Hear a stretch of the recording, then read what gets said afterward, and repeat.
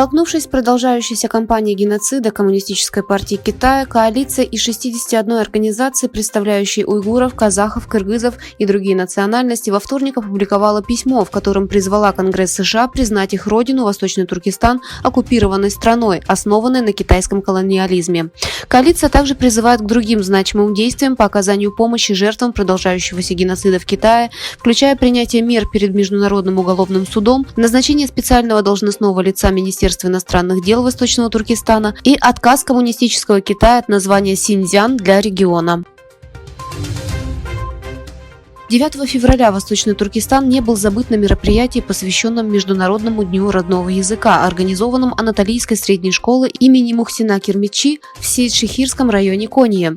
На сцене был вывешен флаг Восточного Туркестана с голубой луной и звездами, и 7 студентов в масках под этим флагом продемонстрировали национальный марш Восточного Туркестана, выразив свое сочувствие уйгурам и раскритиковав репрессивную политику Китая.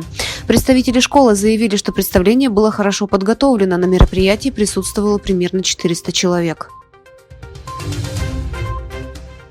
Европейский Союз принял решение ввести новый набор санкций в отношении России. Эти санкции впервые нацелены на компании в Китае, которые подозреваются в оказании помощи Кремлю. В центре внимания санкций также находятся фирмы по всему миру, которым поручено поставлять в Россию передовые технологии и военную продукцию, произведенную в ЕС, в первую очередь запчасти для беспилотных летательных аппаратов.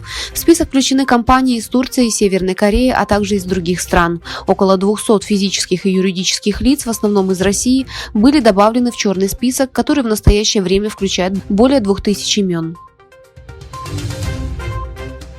Вице-президент Турции Джевдет Йылмаз сказал: «Мы хотим видеть больше китайских туристов в Турции, мы хотим видеть больше прямых инвестиций из Китая в Турцию. Нам нужно больше сотрудничать с Китаем», — сказал он.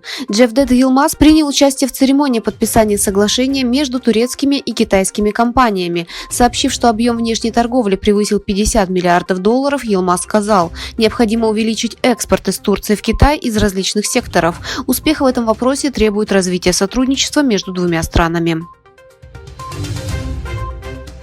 Правительство Японии объявило о планах направить дополнительные $32 миллиона гуманитарной помощи в оккупированный сектор Газа.